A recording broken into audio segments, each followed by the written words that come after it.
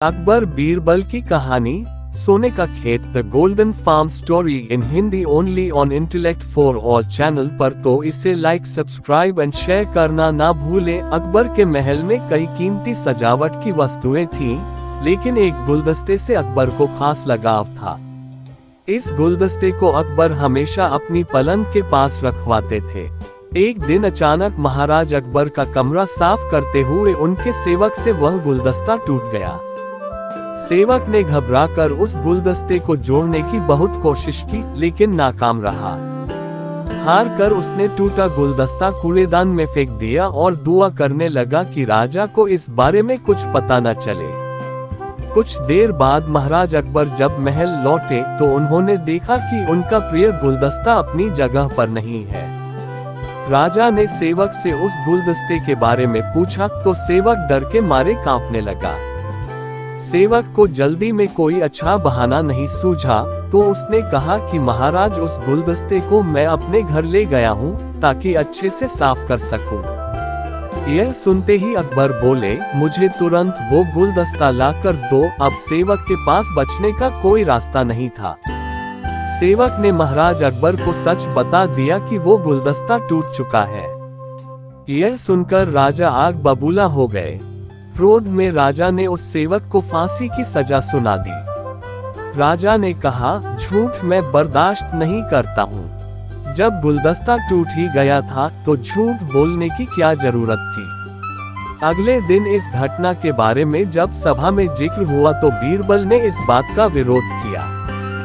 बीरबल बोले कि झूठ हर व्यक्ति कभी न कभी बोलता ही है। किसी के झूठ बोलने से अगर कुछ बुरा या गलत नहीं होता तो झूठ बोलना गलत नहीं है। बीरबल के मुंह से ऐसे शब्द सुनकर अकबर उसी समय बीरबल पर भड़क गए। उन्होंने सभा में लोगों से पूछा कि कोई ऐसा है यहाँ जिसने झूठ बोला हो। सबने राजा को कहा कि नहीं, वो झूठ नहीं बोलते। यह बात सुनते ही राजा ने बीरबल को राज्य से निकाल दिया। राज दरबार से निकलने के बाद बीरबल ने ठान ली कि वो इस बात को साबित करके रहेंगे कि हर व्यक्ति अपने जीवन में कभी न कभी झूठ बोलता है।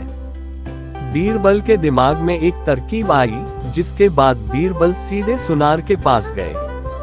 उन्होंने जौहरी से सोने की गेहूं जैसी दिखने वाली बाली बनवाई और उसे लेकर महाराज अकबर की सभा में पहुंच गए। अकबर ने जैसे ही बीरबल को सभा में देखा तो पूछा कि अब तुम यहाँ क्यों आए हो। बीरबल बोले, जहाँ पनाह आज ऐसा चमत्कार होगा जो किसी ने कभी नहीं देखा होगा। बस आपको मेरी पूरी बात सुननी होगी। राजा अकबर और सभी सभापतियों की जिज्ञासा बढ़ गई और राजा ने बीरबल को अपनी बात कहने की अनुमति दे दी। बीरबल बोले, आज मुझे रास्ते में एक सिद्ध पुरुष के दर्शन हुए।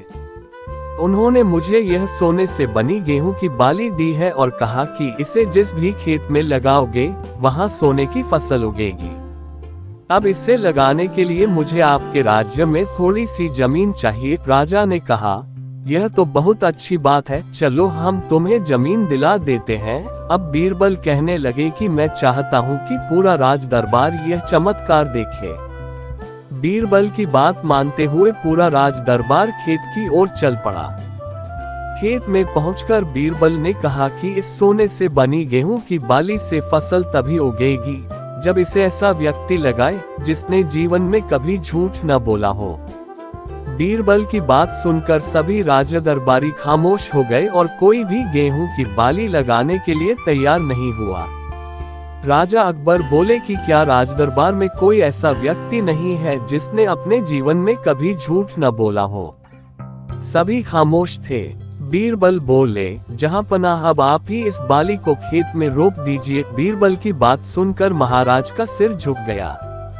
उन्होंने कहा, बचपन में मैंने भी कई झूठ बोले हैं, तो मैं इसे कैसे लगा सकता हूँ। इतना कहते ही बादशाह अकबर को यह बात समझ आ गई कि बीरबल सही कह रहे थे कि इस दुनिया में कभी न कभी सभी झूठ बोलते हैं। इस बात का एहसास होते ही अकबर उस सेवक की फांसी की सजा को रोक देते हैं।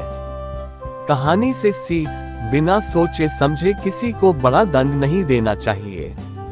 हर काम को सोच विचार कर ही किया जाना चाहिए।